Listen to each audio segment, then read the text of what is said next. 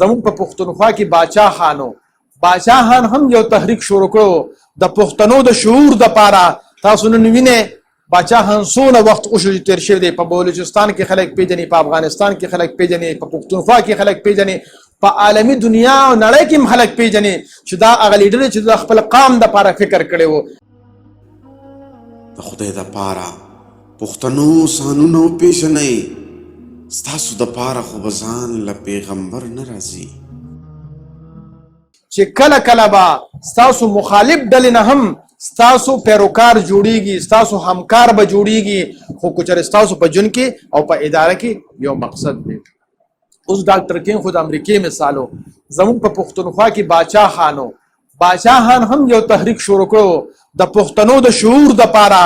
تاسو نن وینئ باچا خان څونه وخت اوشو تیر شوی دی. په بلوچستان کې خلک پیژني، په افغانستان کې خلک پیژني، په پښتونخوا کې خلک پیژني، په عالمي دنیا او نړۍ کې هم خلک پیژني چې دا هغه لیډر چې د خپل قام د پاره فکر کړی و. دغه شانتي ګاندیجي د هندوانو د پاره فکر کړی و. تاسو ورته وګورئ لکه جامه یې پوره جامه نه ده، خو بیا مو پسې خلک لګیا وو او خلک به د پسې چې کوم دی نو د دلې پیروکار جوړ شوي وو. نو مطلب د دې خبرې دا دی چې ستاسو په ژوند کې مقصد وي نو دې جامې نامې ته خلک بیا نه ګوري، خلک بنگلې او سټیټس ته خلک نه ګوري، خلک ستاسو ګاډي ته نه ګوري، ستاسو مقصد ته ګوري. دغه شانتي یو بل کسو حکیم محمد سعید صاحب د دا سټوري به زه لږ په ډیټیل کې بیانوم، نور به مختصر بیانوم. حکیم محمد سعید صاحب دا سټوري به زه تفصیل کې بیانوم چې اکثر مونږ خلک وایي مونږ خو سبق نه دی ویلی، مونږ خو ښه تعلیم نه دی کړی، دا نور خلک ځکه مخې چې دوی ښه تعلیم کړی دی. نو حکیم محمد سعید صاحب تر میټرکه پورې تعلیم په خپل کور کې کړی دی، د خپل مور نه کړی دی. ځکه زه تاسو یم چې تاسو ډېر سبقونه ووایئ چې ستاسو را روان نسل پوهه شي چې هغې ته بیا دا مسله نه. نو حکیم محمد سعید صاحب مور څونه غټ کمال کړی دی، دې ته په کور کې سبق خولی دی، پس ته نه دی بیا کالج ته تللی دی او بیا انقره یونیورسټۍ ته تللی دی او بیا پی ایچ ډي کړې ده او پس ته هغې نه چې کوم دی نو حکیم محمد سعید صاحب راغلی دی او خدمات یې ورکړي دي. دغه یو مور چې تعلیم یافته مور وه او نیکه مور وه او یو ښه سوچ یې لرلو، د هغې د وجې نه څونه کار وشو.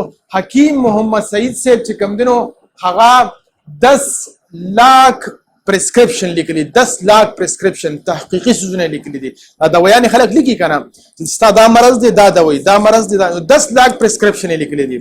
80,000 ریسرچ بیس پیجونه لیکلي دي. دا د خواتین کا رساله و، دا د بچو کا نونحال کا رساله و، دا مختلف رسالې به ایستلې او د هغې مسایل به حل کول، د مرضونو باندې به آرټیکل لیکلي. نو 80,000 پیجز یې لیکلي. حکیم محمد سعید صاحب همدرد لیبارټري جوړه کړې ده. حکیم محمد سعید صاحب همدرد میډیکل کالج جوړ کړی دی. حکیم محمد سعید صاحب همدرد یونیورسټي جوړه کړې ده. حکیم محمد سعید صاحب گورنر سند پاتې شوی دی. حکیم محمد سعید صاحب 5 ځای کې مطب او حکمت چلو، په پیښور کې، په حیدرآباد کې، په پنډۍ کې او په کراچۍ کې خپل مطب به چلو. زمونږ استاد دی یمین الدین صاحب، هغه وایي د ده ګاونډي ماته خبره کوله چې دی کله هم مونږ د سهار مونځ کې لیټ نه دی لیدی، کله هم مونږ د سهار مونځ کې لیټ نه دی لیدی. نو دا صرف نه چې میډیکل کالج او یونیورسټۍ نه چلولې، د مونځ هم دغه حال و.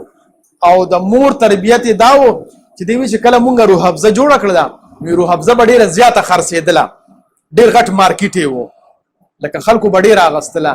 نو ما مور ته وی چې دا روح حفظه ډېره خرڅېږي. مور مې راته وی چې بچي دا به وقف کو د یتیمانانو، غریبانانو، بې څوکه خلکو تعلیم و تربیت او خیر ښېګړې ورپې کوو. نو تاسو نن هم کو روح حفظه وګورئ، په هغې باندې لیکل شوي دی وقف. نو هغه پیسې نن هم د هغې ثواب دوی ته او د دوی مور ته ورسېږي، روان به. نو ځکه زه وایم چې داسې یو انسان چې سکول په کور کې ویلی دی ادونه غټ کار کولی شي. نو ماشاءالله تاسو خو تعلیمونه هم کړي دي، چا پکې ایم ای کړی ده، څوک پکې ماشاءالله اوس ام فل کوي، ام بی ایس کوي.